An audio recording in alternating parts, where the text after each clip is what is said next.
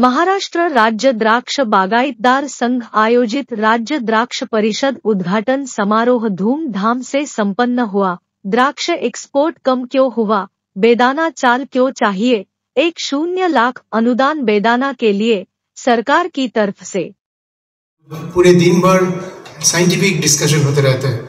तो ये जो एक यूनिक प्रोग्राम और एक यूनिक संस्थान है, इसको आगे लेके जाने के लिए हमको रियली बहुत ही अच्छे से सबको काम करना चाहिए।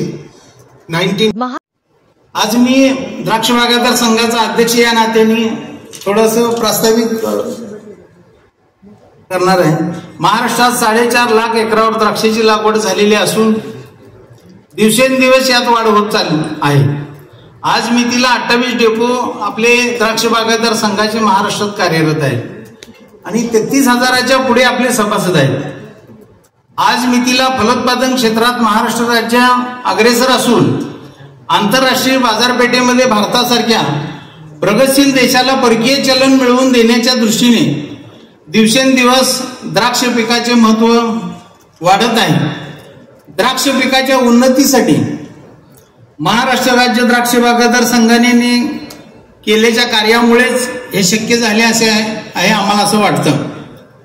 महाराष्ट्रातील नाशिक, सांगली, सोलापूर, पुणे, अहमदनगर, जालना, लातूर, सातारा, धाराशिव व बीड जिल्ह्यातील हवामान द्राक्ष पिका डिजिटल मार्केटिंगसाठी एक प्लॅटफॉर्म उपलब्ध करण्याची एक सुवर्ण संधी आपण उपलब्ध करत आहोत। सदर ॲप्लिकेशनच्या माध्यमातून एप्रिल छाटणी असेल, ऑक्टोबर छाटणी असेल, त्याचं वेळापत्रक असेल, त्याचबरोबर रोजचा हवामानाचा सल्ला असेल, त्याचबरोबर विविध तज्ज्ञांचं मार्गदर्शन, त्याचबरोबर सगळ्यात महत्त्वाचा जो भाग आहे तो म्हणजे द्राक्षाचं मार्केटिंग। आणि या मार्केटिंगच्या माध्यमातून विविध राष्ट्रीय आणि आंतरराष्ट्रीय बाजारपेठेतली बाजारभाव आणि या सगळ्याला एकत्र करण्याचं एक वेगळ्या प्रकारचं डिजिटल मार्केटिंग प्लॅटफॉर्म यांनी TSS नुसती पाण्यासारखी असणारी द्राक्ष, TSS कमी,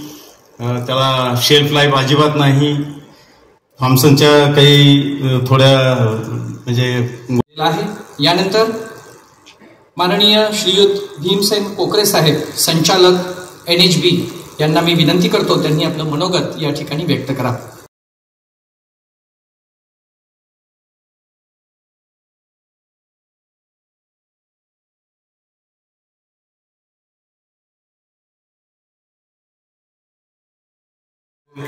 वो ठीक है, जो करता है ना, जो हार्ड वर्क करता है उधर पैसा जाता है, वो प्रॉब्लम नहीं है। जो करता है काम उसको मिलता है।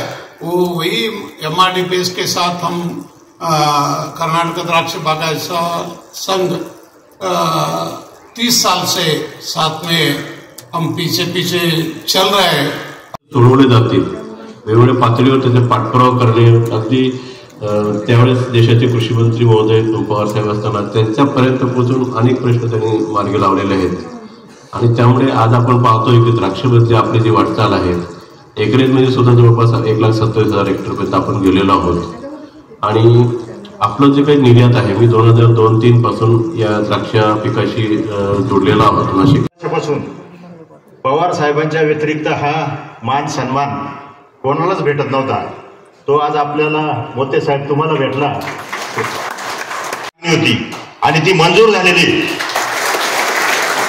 आणि त्याच्यामध्ये संघाने पाठपुरावा करून 10 लाखापर्यंत, म्हणजे मशिनरीला 4 लाख ना साहेब, मशिनरीसाठी 4 लाख, म्हणजे बेदाणे ग्रेडिंग मशीन असेल, गाय असेल त्याच्यासाठी 4 लाख आणि शेडसाठी म्हणजे मशिनरीसाठी 6, मशिनरी ज्या काही घ्यायच्या असेल बेदाणा चाळ करताना त्याच्यासाठी 6 लाख रुपये अनुदान आणि बेदाणा चाळ करताना त्याच्यासाठी जे अनुदान आहे ते 4 लाख रुपये असं